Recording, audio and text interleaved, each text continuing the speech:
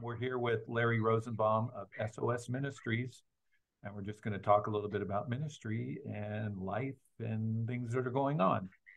So, we talked before, Larry, and I wanted to stop it because I wanted so much of that to be on this podcast and just be information for people to have. And like we said, whoever listens to it listens to it. But I think it's just real important that it's documented. I have tons of respect for you and what you're doing and what you have done for how many years has it been? Has it been 1970? Was that when it was? Yeah, well, SOS started really around 1977, so you can do the math. Yeah, long time. That's a long Yes, a time. long time. Long time.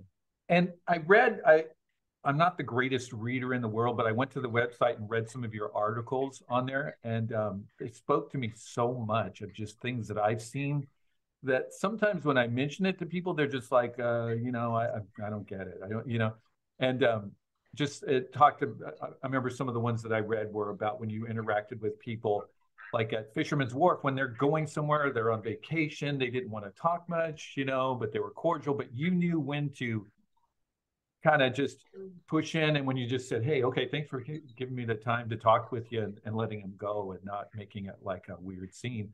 And then you mentioned when one of them, or it might have been the same one, where you were in a park where people are more relaxed, they were more willing to talk and open up a little bit more. And it's that whole kind of approach that you had, at least in the ones that I read, and there weren't a lot of people that, came to Christ or just went, wow, thanks for telling me. I had some great realizations about it, but they were cordial to talk with you, and you left it at that and went away. And I go, wow, that's so real.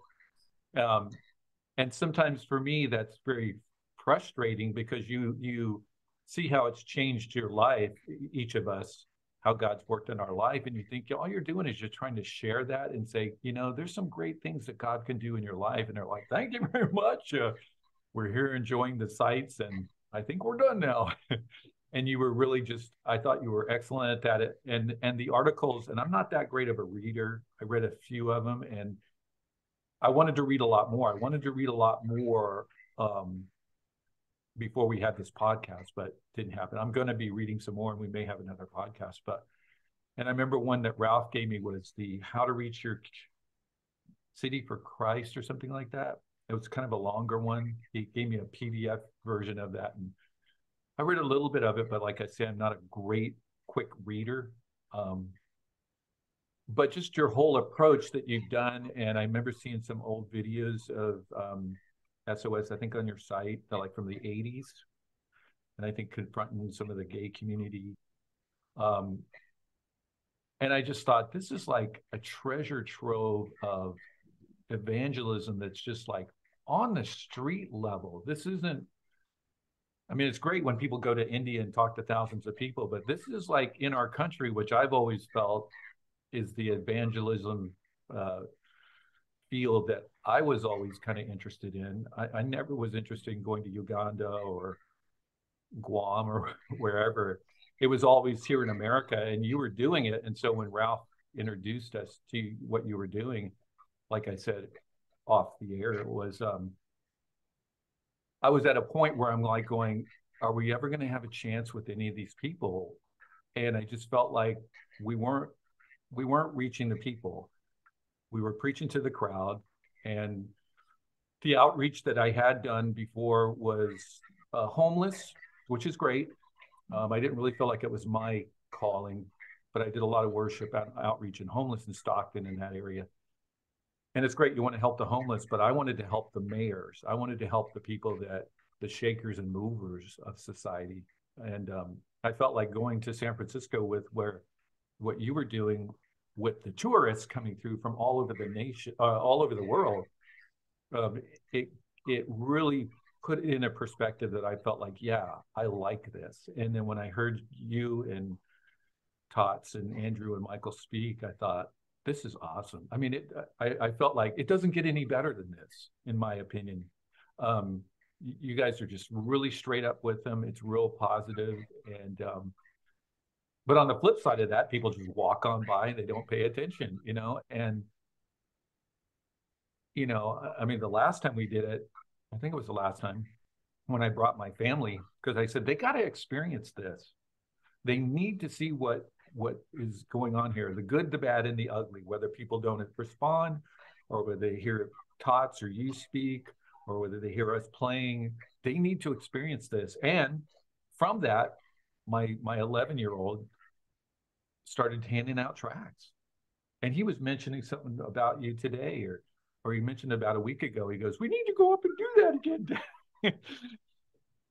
So it's like you're making an incredible impact, you know, and that was a great day. He kept handing out tracts. I mean, he even started sitting down. He would not stop. Like, and my wife would say, "Matt, do you need a break?" And he goes, "No, I'm okay." You know, and even I think the time before that, I heard God say to me, "Go hand out tracts." And I had never done that before. I don't think I had ever done that before. And I was like, "God, I don't think I can do that. I don't think I'm ready for that." He goes, "Just go do it." And I was watching you guys doing it. And I go, it was so simple, but I felt like I don't know if I could do that. And I just got up by faith and walked over. And I might have said something to you like, "What tracts do I hand out?" Well, these are good and those are good. And it was one of the greatest experiences that I ever had as a Christian. And the reason being was, you just can't hold it out there, and you see how the people come by, and you almost pick up a spiritual feeling from them, like, "Oh, I'm with a group of people, and I want to take it, but I'm not going to take it because who knows what my friends will say if I take one." And then there's some people that come by and just put up their hands, like, "Nope." And then you almost can tell sometimes, at least for me, the ones that will take it or the ones that want to take it. And they'll look at you for a second, maybe even crack a little bit of a smile, and they just happen to take it. And when they take one, for me, it was just, wow. They just took it. Maybe 10 feet away, they would throw it away. Who knows what they did with it? Maybe they just go, "Oh, I'll write a phone number on it," or I didn't ever read it. But the fact that they took it was so monumental to me. And so with this podcast, it's like, this has to be made known. Like you say, "Hey, well, we've uploaded stuff and, we get 20 views. No one cares, And I go, this has to be gotten out. And I remember the last time I think we talked, I said something like, "Do you guys ever go anyplace to do things?" And no one wants us. And I thought, we need to do something about that. And that's a little bit of that director in me that says, this show needs to be shown, or whatever you want to call it. This ministry needs to be better known. This activity needs to be on Broadway, or whatever you want to call it. But so I just wanted to have this podcast because I thought, whatever the statistics are of how many people have you brought to Christ, I look at you as a master or a wise man or an elder. You're a guy that's been doing it for so long, and it's so important that we respect the elders. I mean, I'm 65 years old, so I'm technically an elder, I guess you would say. I don't look at myself that way, but I feel like I've lived a little bit. I know a little bit. Do I know much? No, but I've lived a lot more than a 20-year-old, So I just think that your message, your ministry, I mean, I even wrote a song about, calling SOS. Anything that I can do to get it out there, I'm going to do, whether 20 people watch it or 20,000 watch it. I just feel like it's God's calling for me to do it. So you're the first one. So I just feel like I'm curious on your history, because you got a degree in philosophy or psychology? Psychology. Yeah. That's big. From Yale? Yeah. Well, I graduated from Yale, yeah. So that's huge to me. Maybe we can go through a little bit of how I know you've done it in some of your talks, but maybe in a new unit at a time, we can go from how this kid growing up from wherever, I guess in a more of a secular Jewish family, goes to Yale, gets a degree in psychology, and gets saved. And then however many years later, 50 years later, here we are talking about it. I think that's so important. So I turn it over to you. Okay, yeah, right. Well, I grew up in Indianapolis, Indiana, and there wasn't really a big Jewish community there, maybe about 8,000 Jews in Indianapolis. My family were definitely very secular Jews. They were very liberal.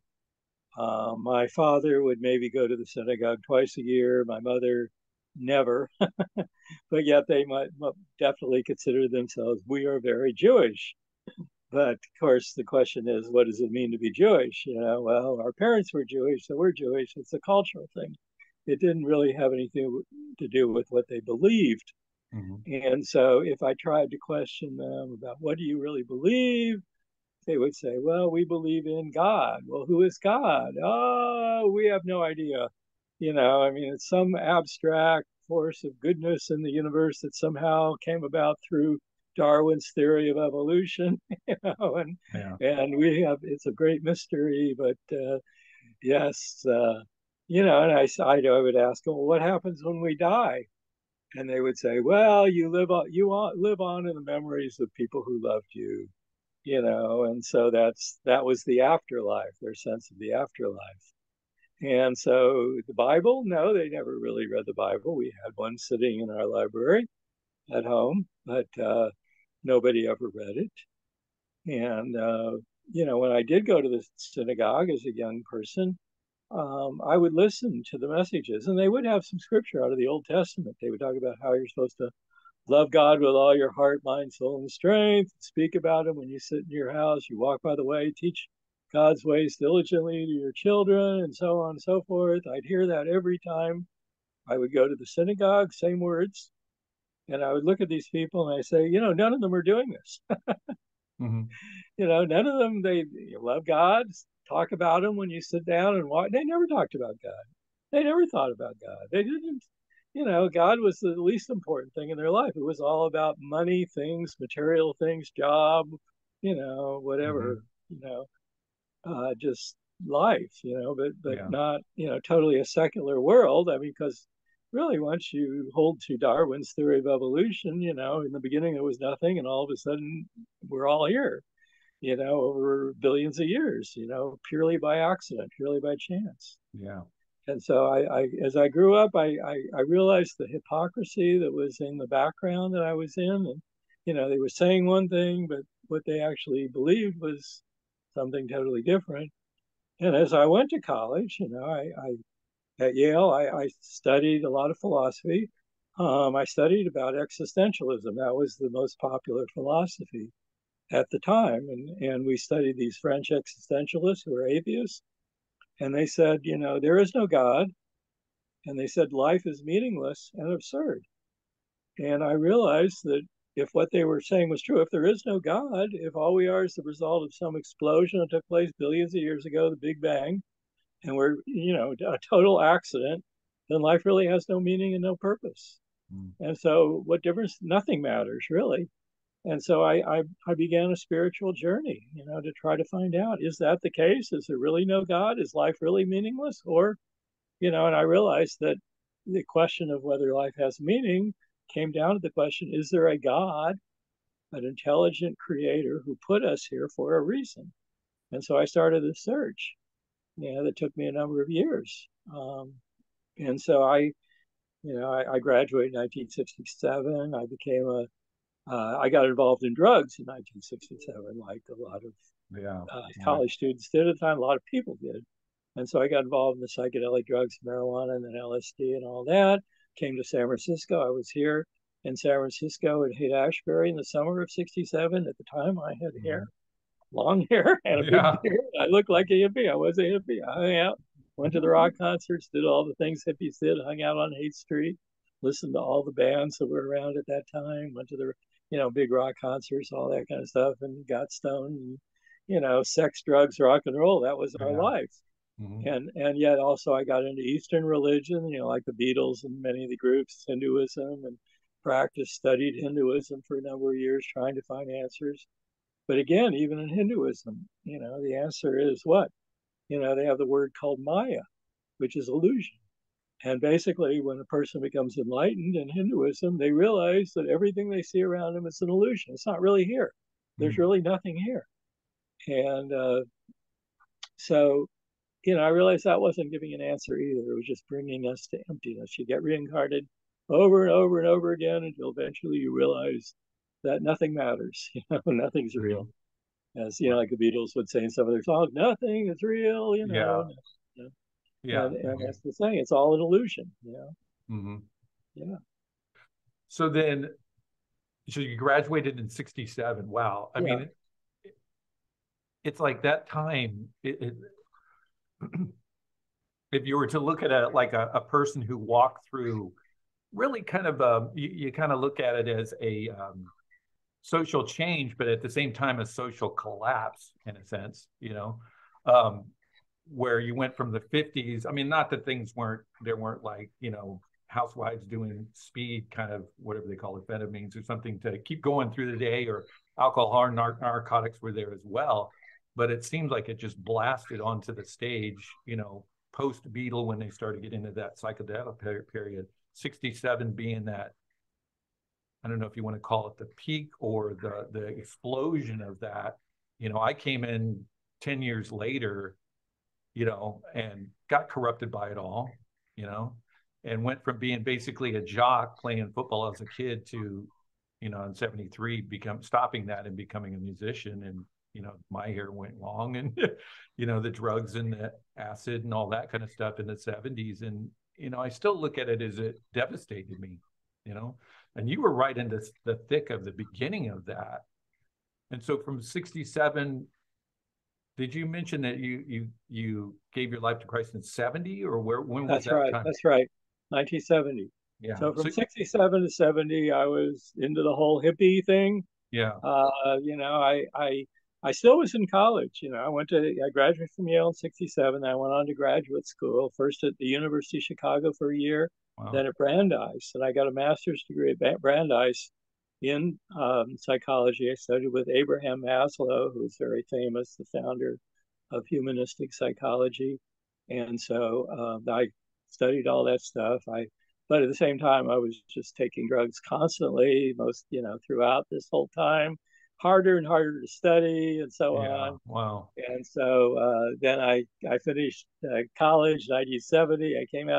I was living in Berkeley, and I was hanging out in Berkeley on the streets with all the people on Telegraph Avenue, with all the Hmm. hippies. There were gurus there. I was into all the Eastern religion, following various gurus and so on and so forth. And then I got involved actually in a cult in Seattle, Washington for 3 months in the summer of 1970. I basically got kicked out of the cult, and I ended up hanging out. I was at a rock festival, and I was hanging out with a bunch of people in a park outside of Portland, Oregon. And this Christian man who was in his 50s, he was from Texas. Here we were in our early 20s, and he was in his 50s with a cowboy hat on and looked like a cowboy, Hmm. totally different from us.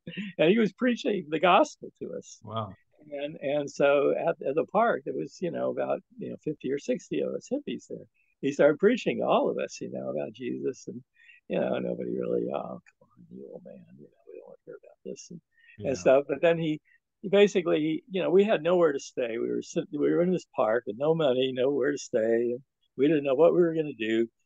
We had this idea we were going to start a hippie commune, but we had no money, nowhere to go. And anyway, so he offered us a place to stay. So me and one other guy, you know, agreed to go with him. And he took us to a Christian commune outside Portland, Oregon. And they were all like young people who had all come out of the hippie lifestyle, come out, been saved out of drugs. They were all, mostly my age and younger. Hmm. And they were radical Christians. They looked just like me, had long hair, big beards, or they looked like hippies. And they'd been through the hippie thing, but they were saved, and they started sharing the gospel more with me. And I think it was then, really, for the first time, I really understood the gospel and what it meant to be saved, what it meant to be born again, and so on. Hmm. Wow. Because at the time I'd read the Bible for many years. I had a New Testament I carried around with me. I probably read it every day before I was a Christian. I had been baptized 3 times. I had run into Christian preachers, said, "Oh, just believe in Jesus, you'll be saved." And okay, I believe in Jesus, and so I got baptized, oh, now you're saved, but they never explained to me that I needed to repent of my sins. So Yeah. I just Oh, kept living the way I was living, might be a, yeah.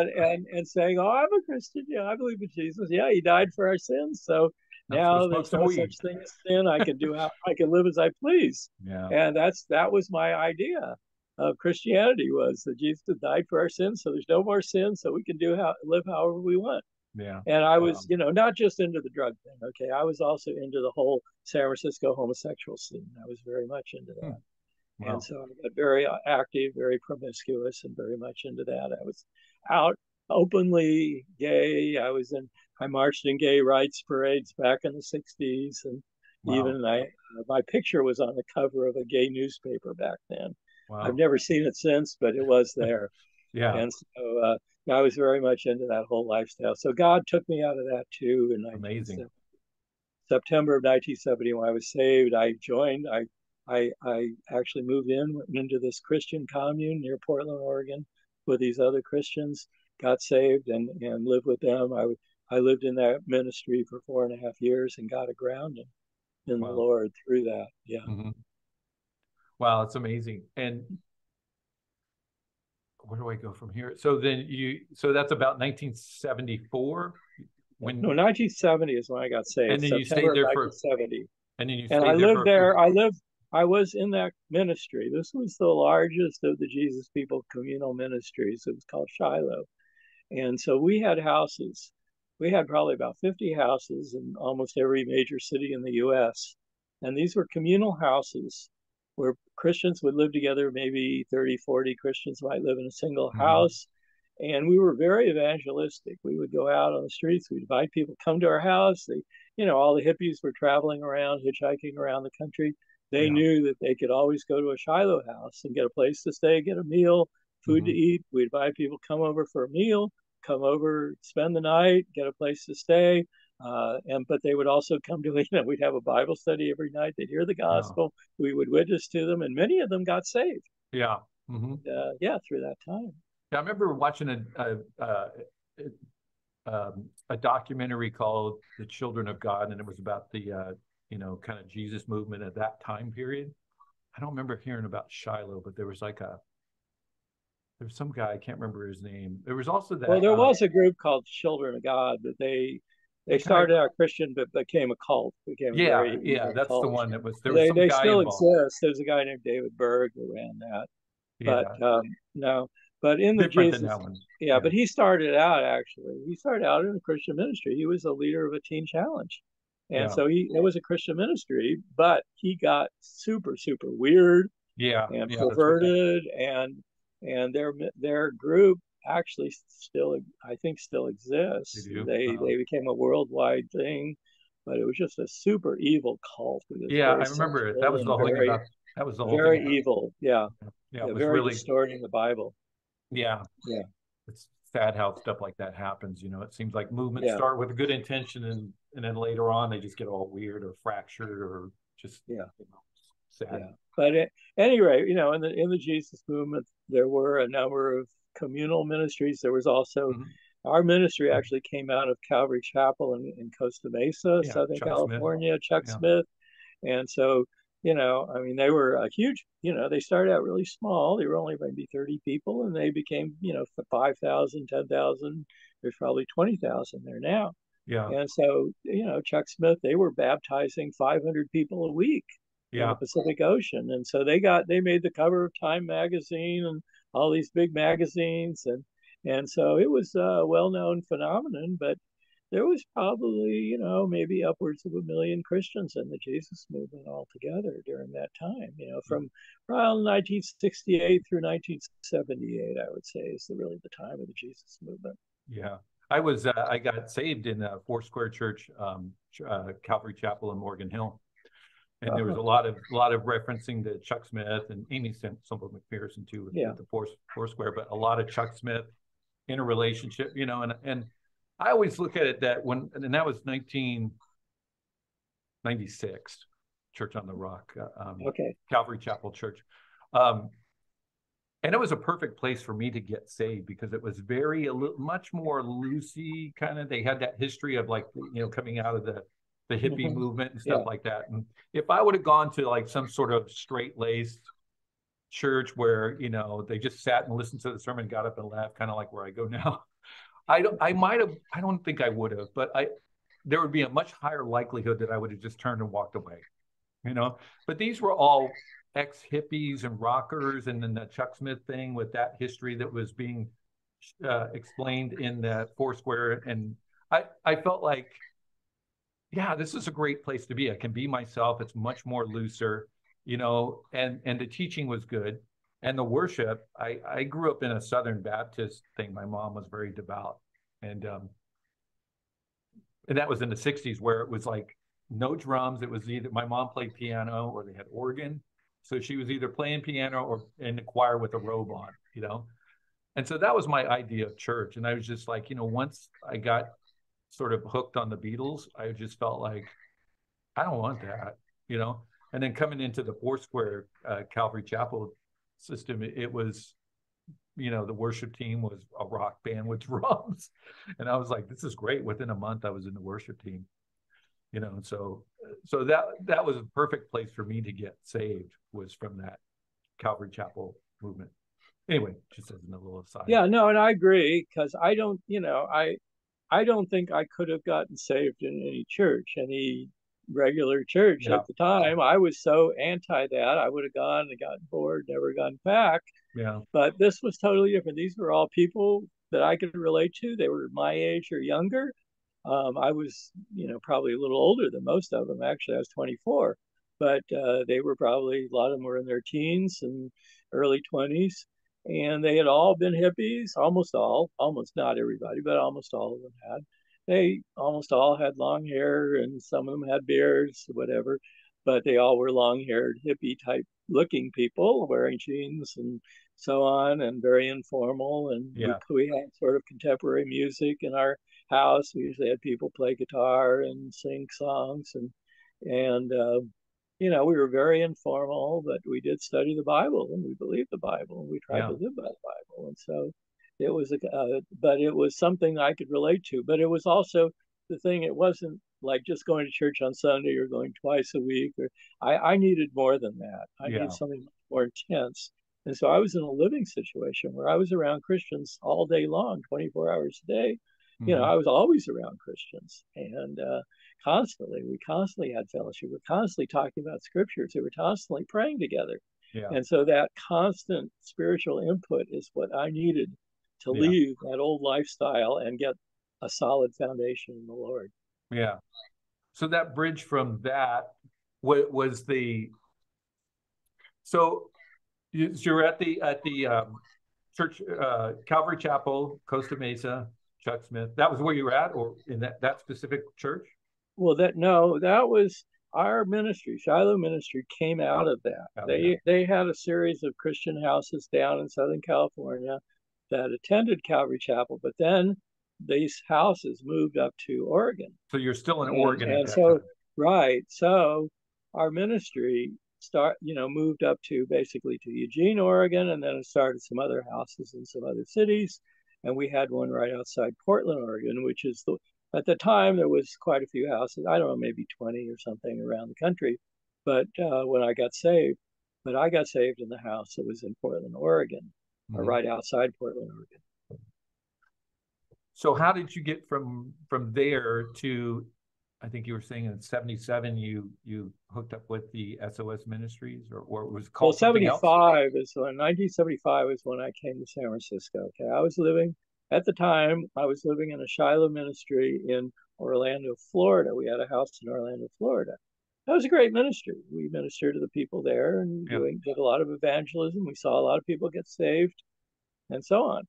But in 1975, in the spring, God started speaking to me and saying He wanted me to go to San Francisco. And so Just you like know, that. yeah, just like that. I just, was praying, and God said, look, go to San Francisco. You need to leave here and go to San Francisco. So And, so did you it say just you were came really here? strong to me. Yeah. Did you say that you were there before, then you went to Portland? I'm trying to get the timeline. I You were was there, in San Francisco before I was saved. Okay. right? I was in I finished school. I finished college in early 1970 or the end of 1969. I graduated from Brandeis.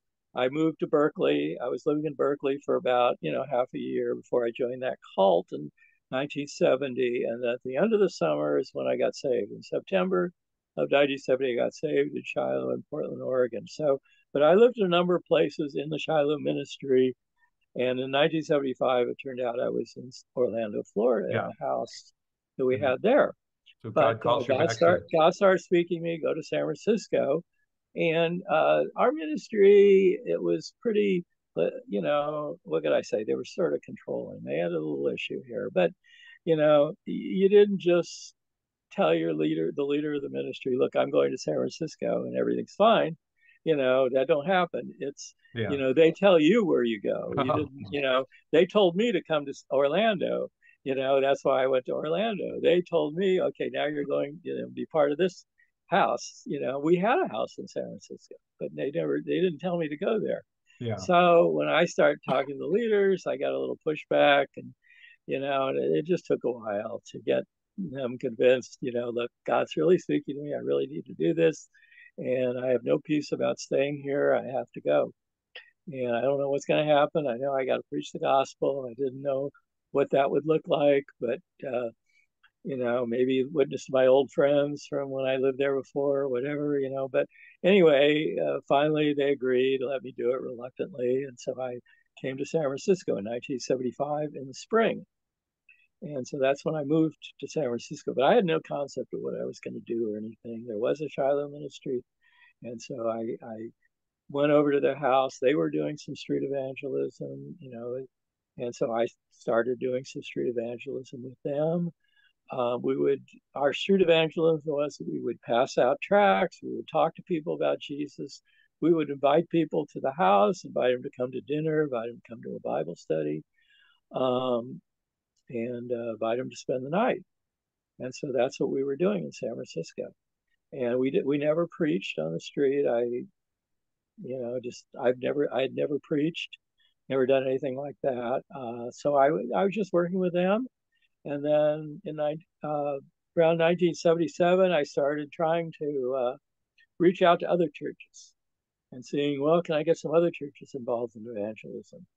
So I went to another church, and they were, it was a Chinese American church in the San Francisco, and they seemed to be very evangelistic. I mean, they had even though there's only maybe 100 members, they had a full-time minister of evangelism. I was Mm-hmm. impressed.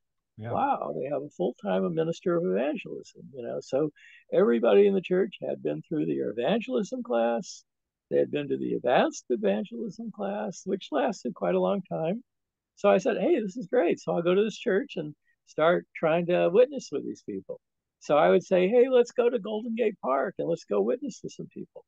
And I found out these people, they were totally afraid. They were, Yeah. even though they'd studied all this stuff, they had all this knowledge, they supposedly knew how to evangelize, they would never show up because they were Yeah. afraid. Mm-hmm. And so I couldn't find any Christians, outside of the Shiloh ministry that wanted to evangelize, and nobody Yeah. wanted to. They're all afraid. Wow. And yeah. So anyway, gradually over the years, what happened in 1978, Shiloh fell apart, the ministry fell apart.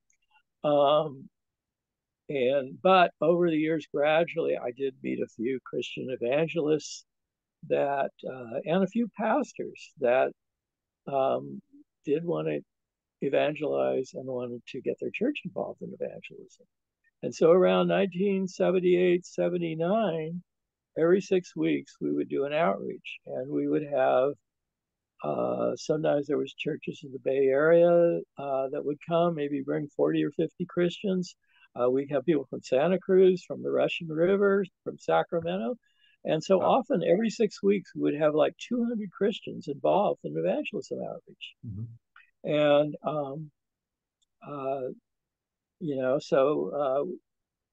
we would go out witnessing Friday night, Saturday afternoon, Saturday night. We would get find some local churches where people could sleep on the floor, church floor. They would spend Mm-hmm. the night. They were from out of town, but we were having 200 Christians witnessing with us Wow. every 6 weeks. We would do this. Hmm. And so the ministry started to grow. We started to get permits in city parks and, basically get Christian rock groups to come Hmm. out and play music Yeah. in like Union Square, Dolores Park, some of the San Francisco city parks. Yeah. And, and again, these were not ideas I thought of. I saw other people doing these things. Hmm. I saw somebody was getting permits and going to parks and doing Christian rock things. I said, "Oh, hey, we could do that." Yeah. So I Yeah. started doing it, and other people came along to help me do it, and the thing started coming together. Before long, we were having 200 Christians out every 6 weeks Wow. going Okay. out. And then in 1980, we said, a number of us we were all living in a house. There was about 10 of us living in a house around near City College, or no, San Francisco State College rather. And we had an old frat building. We were Okay. So it's 1980. Is this SOS yet or not yet? Yes, this was the first year of our SOS San Francisco outreach. And so there was about, I'd say 14 pastors and evangelists who got together, and there was a few others that joined us that sort of helped. And we had this idea basically to do a 8-day long outreach in the summer of 1980. It was in August 1980.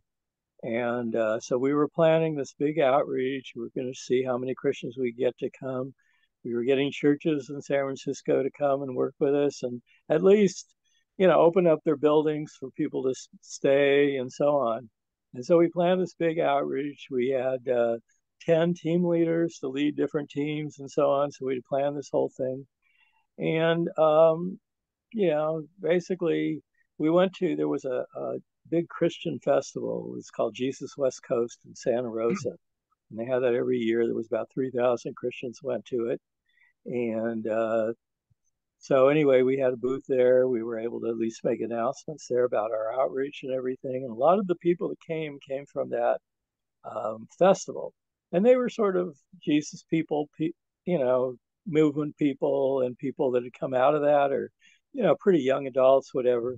So anyway, we had the first outreach was in August of 1980. We had, at least for the 2 Saturdays, we had 2 Saturday outreaches at Union Square where we had 1,000 Christians show up. Wow. And during the week, we had probably 300 Christians stay for the whole week.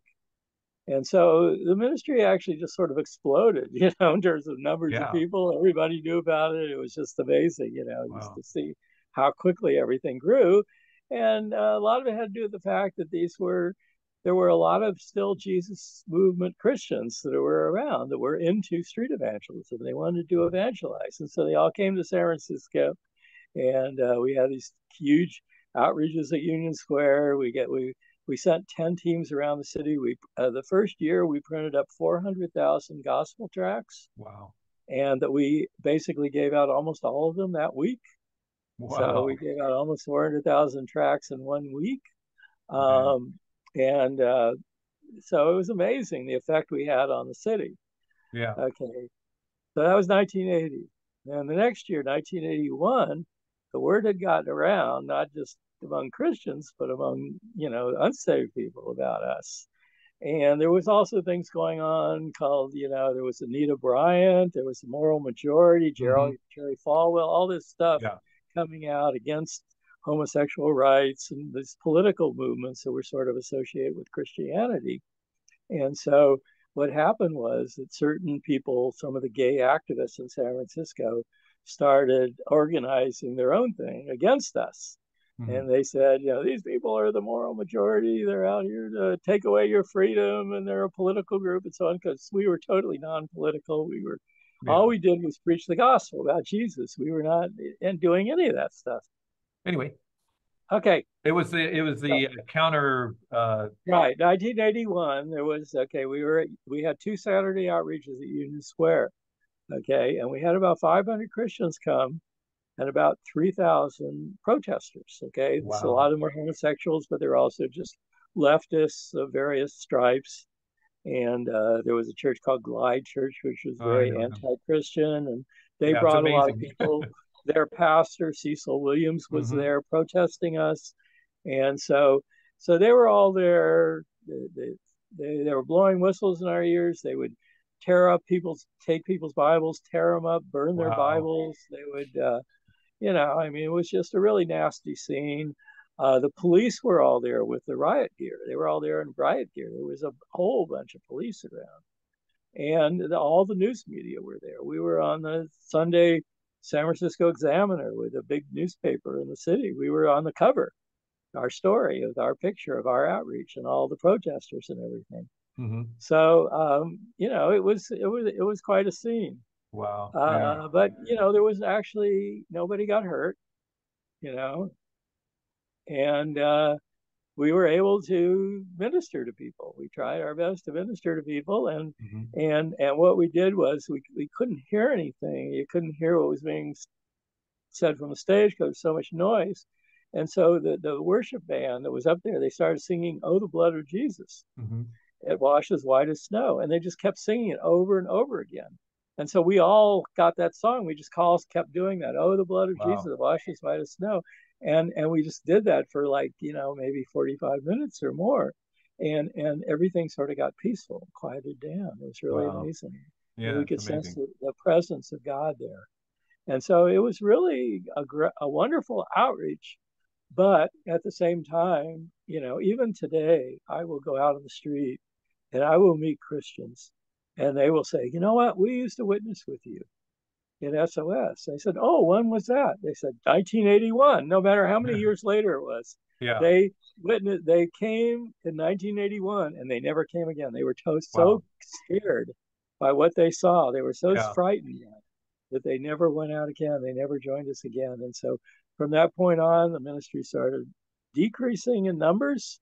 Um, we had a couple of outreaches that were big. In 1984 was the Democratic National Convention was at the Moscone Center in Hmm. San Francisco. We arranged for two rallies right at the Moscone Center during the Democratic Convention. We had for those rallies, we got 1,000 Christians again. There were, you know, maybe 3 or 4 thousand non-Christians in the same rally. They were all there in the midst of us Yeah. because there was all these protests going on, all these different things. Hmm. And so we ministered to thousands of people there. So over the years, we have had a number of times where we've had hundreds of Christians, but gradually the numbers got smaller and smaller as we continued on. Yeah. And a lot of people left, and things got smaller and smaller. Sometimes we would go out on the streets, we would have only 3 Christians, me and 2 other people, Yeah. Wow. And so, but we just kept going. Yeah. It never actually got smaller than 3, Yeah. but it got pretty small. Yeah. But we just kept going despite everything. And other people would come in to our ministry, people would leave the ministry. Hmm. We always had a ministry house that was our headquarters. And so back in 1980, we were in San Francisco. We had a house that was donated to our ministry Wow. where we were at. It was in the Mission District, and we stayed there till 1986. And then another house was donated to us in Oakland, which is where we are today. And so this house right now, it holds 8 people. So, we've over the years, we've had, it's been down to 3 people. And then, but for the last year and a half, I guess we've been full. We've had 8 people living there. Yeah. So when you And say they're don't, the go ahead.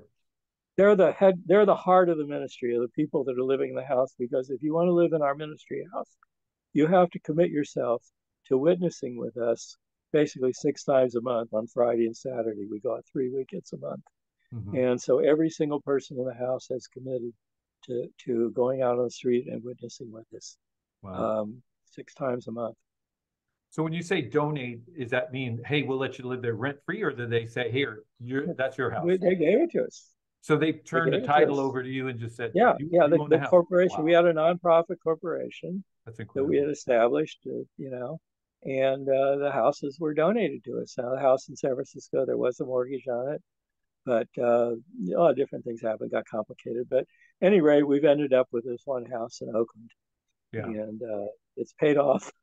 Yeah. Thank We God. live there. Yes, it paid off, and I have 7 roommates. who range in age from 21 to 83. Wow. So I'm 76 going on 77. Wow. So So, yeah, and the people that we see out there, Andrew, Michael, yeah. Tots, and there was an older fella that was passing out tracts. Scott, Maybe he's the 83-year-old. I don't know. Scott. Okay, So all yeah. those people that Scott's come been with out, us.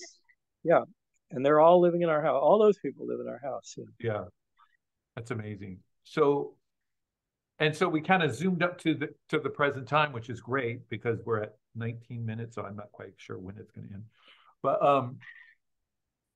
so we see that explosion 1980, then we see the sort of counterculture coming in at 81 and challenging that, and then it sort of declined. People got scared or whatever, and then it sort of kept going over the years till now.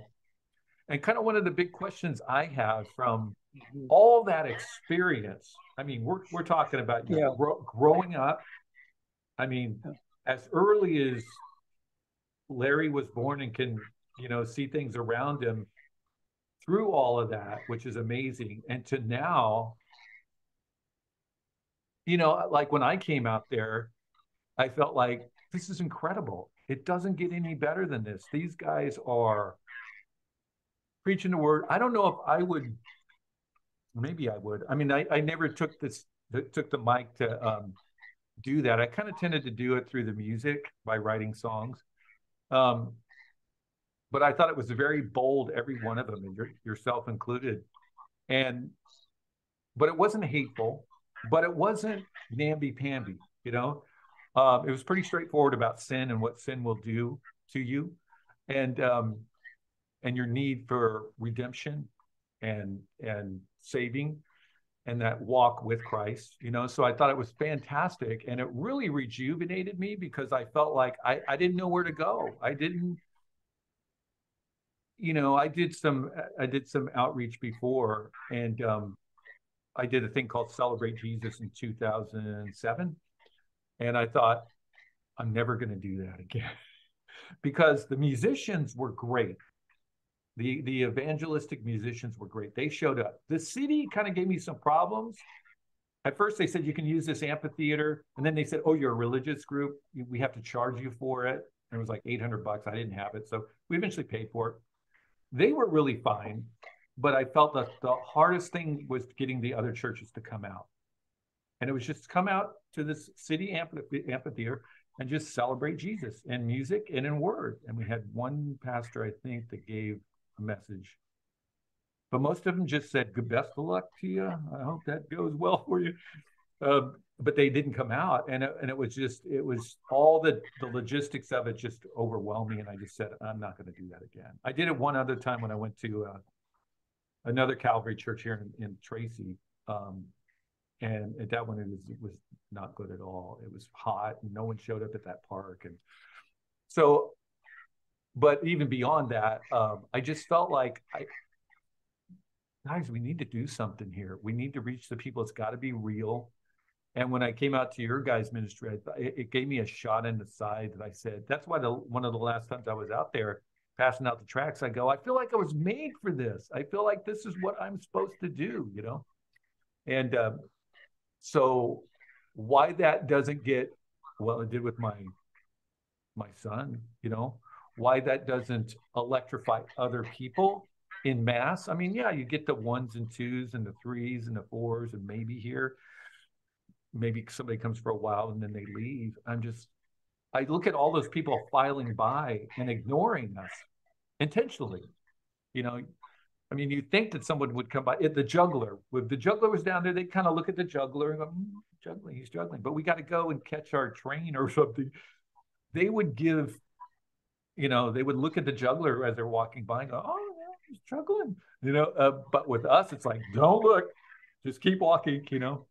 And I just get to that point where I go, I think the last time we did the music, I did my backing track so I could rely on the songs coming out the way they should come out instead of just musicians hacking at it.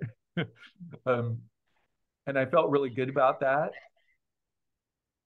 And my son was handing out tracks, which was amazing to me. I was handing out tracks. Everybody was given a great testimony in word, Tots, and there was another guy, can't remember his name, Mexican guy. He was a little bit nervous, Victory Outreach guy. A little bit nervous, but he did great. And Andrew and Michael and I recorded all of those and uploaded those. And I thought, we're doing the best we can do at what we do. And I don't know where things are going. I mean, it's that old story of like, 100 years ago, 85% of people went to church, and the World War II generation, 50%, and the baby boomers, 30%, and then the Generation X for 20%. We're down at 5%. We're at 5 and 2%, and that's terrible. And I just go, I don't know what I can do. That's why I asked the great master. Yeah, well, I believe that the Jesus movement, it was something of a spiritual revival. Yeah. That at least among the young people, that lots of people were coming to Christ and being genuinely saved. And, there was times when every single day, we would see somebody who was a drug addict, who was totally out of it. They would come into our house, they would get saved, they would grow in the Lord, they would, they'd be transformed within a few weeks. They would be a totally different person than when they walked in. And we saw that like on a daily basis at certain times. And yet now it's something that's very infrequent, unfortunately. We're not in a time of revival. The church, to a large extent, is dead. I guess there's no other word, or, Revelation talks about being lukewarm, worldly, people going through the motion. They sit there, they'll come to a church service, once or twice a week at most, if at that all. And of course, since COVID, they maybe just do it online. They don't even bother showing up. If they do, they have a very little fellowship. People say hi, goodbye. Oh, how are you doing? Great, good. See you next week, Fab. Put some money in the offering plate and leave, and that's it. That's church. No outreach, no sense of we got to reach the lost. Let's go out. No sense of mission. The church has lost its sense of mission. I mean, and, maybe they send money out to missionaries somewhere else in some other country. A lot of churches are sending money to support other missionaries, and maybe occasionally they'll have that missionary from some country speak at their church or something. But that's it. Nothing in the U.S. There's basically, as far as evangelism in the U.S., the churches are not interested, and even the campus ministries have dried out. And as the newer generation has come in, the groups like Campus Crusade, was very evangelistic at one point. When Bill Bright died, they changed their name to Cru. Now it's become very modern, and they're very, try to be so sensitive that they just leave the gospel out. There's just no gospel. It's all about, oh, we're gonna, stop human trafficking. They get into some kind of cause that everybody can go along with. Oh, let's stop human trafficking. It's the big popular cause. But no gospel. That's just gone, and that's it's tragic, but that's where we're at right now. And of course, with the church being dead, the non-believers, they look and they say, well, we don't see any reality. We don't see any life in any church. Why would we come to Christ? We don't. Christians don't look like there's been any change. They look just like us. They're just as worldly as we are. I agree. And, so there's nothing to attract them or draw them to Christ. So it's very hard for us out there on the street. We try to represent Christ. We try our best. And we realize it's a heavy responsibility when we go out on the street. We are representatives. We're ambassadors for Christ, and we're trying to represent him properly. I know definitely. A lot of preachers don't represent Christ properly. They represent this wrathful God. It's all about God's anger and his wrath, and God hates you. And You're God is angry. God is angry with the wicked every day, and we just, scream and yell at people. And of course, that just totally scares them away. Turns people away from God, and it doesn't help. It just makes our job harder. And so we try to find a right balance. We're not going to be wishy-washy. Yes, we all have sin. Yes, we need to turn from our sin and trust in Christ. He is the only way to God. There is a heaven. There is a hell. We're not going to compromise the word of God, but we try to say it nicely with love and gentleness, and show mercy and love toward people, and be balanced in our approach. We just do the best we can. I wish I could get more Christians to come out. I don't know how to do it anymore. It's Yeah. just, Yeah. It's real frustrating because I feel like from my standpoint, I feel like I'm walking through the valley of the shadow of death, and it's that's why it gets me going so much is I feel like my relationship with the Lord is good and he makes the path for me and it's good. Not that it's not a struggle at times. I mean, there's a struggle with my own being, but it's really been good for well for most of my time as a believer. But I'm trying to think when I kind of felt like maybe it was one of the times when we were out there at SOS, and I think it was the July one, mhm, and the guy who was playing drums for us was not saved, but he was willing to do it. He was playing in a church, but he wasn't saved. Um, mhm, and the bass player, they were just having money issues, to me it was like, yeah, when you go do it, it's $50 to park, it's whatever forty yeah, bucks in gas. Um, you got to tote your equipment, you got to do this, you got to do that. I just do it because that's what I do. And then they were having problems with it, and they were going, gee, I wish we could just get our gas, get some gas money or yeah, something. And I yeah, felt like God say to me, give Michael, the drummer, give him $50 for gas. And I'm thinking, why do I need to do that? I'm putting out my money, God. He needs to put out his money. I'm not here to pay their way because I'm not, it's out of my money. And yeah, he said, I want you to give him $50. And he goes, I want you to give every one of them $50. And I, what? Wait a minute, that's $150, you know? And that scripture came up. I'm bad on addresses, but the one about, given it shall be given back to you, pressed down, shaken together, and running over. That came into my head. And I said, God, I want that. That came into my, I want that. I'll do it, but I want that. I want, my bats to be running over. Maybe it was kind of the wrong approach, but, and I felt like he gave that scripture to me. So I gave him the money. We went out there. And ever since then, my business had been taking off since July. And, um, and so I feel like it's kind of, I tell my wife, it's kind of like you're in a house where the house is on fire. And what's your first instinct? Cover yourself. Get your own self out. Don't worry about anybody else. Just get out of the house so you don't burn. So you get out of the house and you stop and go, man, whew, those flames are hot. What's the first thing you think is, okay, I saved myself. Then you hear people calling inside the house, help me, help me. What's your next thing? I got out of there quick, saved myself. Now I turn and say, I'm okay. They're not. We got to go get them out of the house. So that's where I feel like I'm at with my life. It's like I feel like my life is going good. Not that it doesn't rock at times and my kids get weird or whatever, or the business goes up or down, but I feel like generally God's given me this blessing and you're taken care of. Now it's not the time to just say, well, then I'll just go off and enjoy my time. Thank you, Lord. It's I've given you that so that you can go out and do these things, whether it's going to the SOS or whether it's doing these podcasts or whether it's writing more songs and uploading them or talking to people or whatever. And I go, that's great. Thank you, Lord. I don't want to use this time for something else. But at the same time, I don't know how to do it, Lord. I don't know how to do it because if it was just me, I go, well, I can tell you why I don't know how to do it. I don't have that much training. I don't have that much Bible knowledge. I never went to school. I never went to college. I was a D high school student. I never went to, there's so much against me. It's no wonder I can't do it.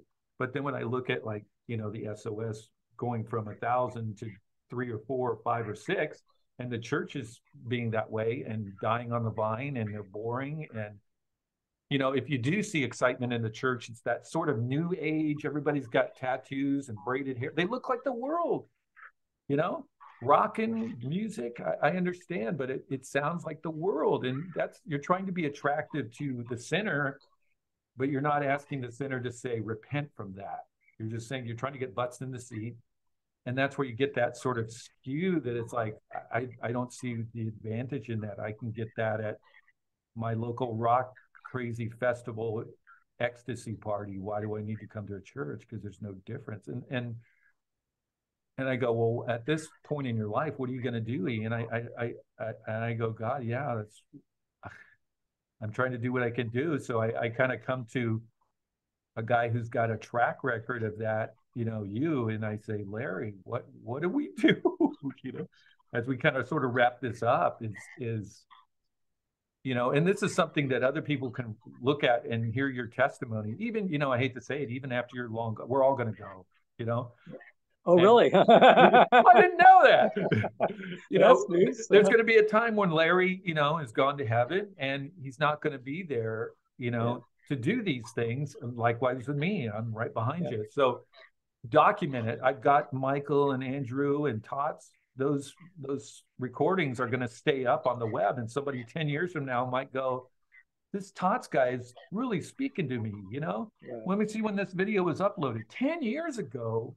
I Yeah. see those videos all the time. So it's like, I don't know, as we kind of close up, I just ask for any kind of encouragement for everyone Yeah. from what you've experienced on what we can do, you know? Yeah, well, I'm very, thankful. God called me, in 1975. He called me to come to San Francisco. I didn't know what he wanted me to do, but he made it clear over time. He just opened doors and put it all together and everything. We've had a ministry. When we go to Fisherman's Wharf, especially in the summer, there's 10,000 people walk by. They hear the gospel. Yeah. They hear some of the music. They hear a little preaching. They watch. They see our Christian banners and signs. They maybe receive a tract. So we're actually reaching, maybe 10,000 or more people on a single day. Yeah. And, other days, maybe fewer people. But the fact is that over the years, we reach millions Mm-hmm. and bring the gospel, even if we're like a simple little group. So I'm so thankful God's given me a purpose that he's using me. I mean, I have no desire to retire, as long as I have the strength and the health, the ability, as I'm, next month turning 77, I mean, Wow. God's blessed me with pretty good health that I'm able to keep the ministry going and have these younger people. We're trying to raise them up. I'm trying. I've got one of the guys, I'm teaching him all the administrative stuff I do because there's a lot about behind the scenes stuff to keeping a Mm-hmm. ministry going.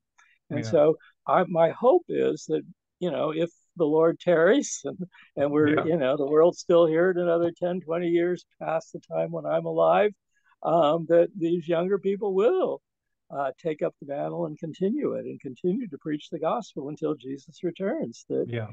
because we need to get this younger generation involved. Unfortunately, we have quite a few younger people. We have teenagers. We have a 15-year-old boy that comes out with us almost every weekend. Mm-hmm. He lives right in the Tenderloin of San Francisco. Radical Christian, beautiful preacher. Yeah. And we have other teenage kids that come out, or other guys in the early 20s that are coming out with us. Mm-hmm. So we are seeing young people who are excited about evangelism, who want to preach the gospel, Yeah. and we're trying to train them, raise them up so that they will be able to keep this thing going, or in And some form or another, beyond when I'm able to do it anymore. yeah, got the 10-minute warning. And I see that with my son, because I was really surprised that he responded in that way. I wanted them to experience it, and I felt like that was a calling of God for me to do that. And there was some resistance to doing that, not so much from them, because I don't think they knew what was going to happen. I lured them, I baited them with a trip to Alcatraz, which we did prior to the SOS. So that got them to go to San Francisco. Uh-huh. But I thought, okay, they're going to be just not into this when we go. But I felt like it was my job to get them up there. And I had one son who's got some autistic problems. He stayed in the car the whole time. Mm-hmm. Where was my daughter? My daughter was there somewhere. Oh yeah, she was sitting over there. She didn't do any track handing. Right. Yeah, But I my talked to youngest her. one, 11-year-old, Right. Yeah. started handing out tracks, That and was has been, wonderful. yeah, and Yeah. been the one that says, I want to go back up there and do that again. Yeah. And so that's very hopeful for me. Yeah.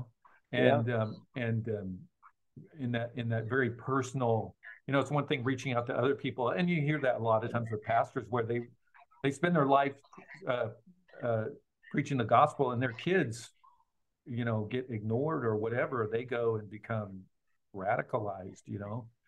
Yeah. And I didn't want that with my family, so I felt like this is exciting. Going out there to Fisherman's Wharf. It's not going to a park in some little town where no one's there. You know, you've Yeah. got a lot of international people coming by, and so there's a lot of excitement there, in my opinion. Even if they do ignore you, it's a lot of excitement. It's a world renowned place.